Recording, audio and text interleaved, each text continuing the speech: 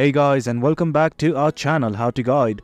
In this tutorial, we're gonna look at how to change your profile title in Linktree. Now let us begin. As you can see, I have already logged into my account. In case you have not, do it right now. Now let's simply look at how to change the profile title for our Linktree profile. Well, it's quite easy.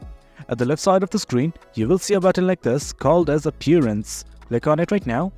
And guys, this is it. This is the page that we are looking for. From here, simply scroll down and you will see a button like this called as Profile Title.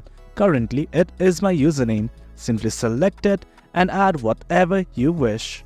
As you can see, I have added it and synchronously, the profile title has been updated.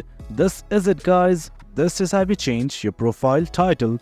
It's quite easy. Do you note that you can also add your bio from right here as well? This is it guys. Hope you guys found this video informative, and for more content like this, do remember to hit like, share and subscribe. Your support fuels us. Until next time, thank you.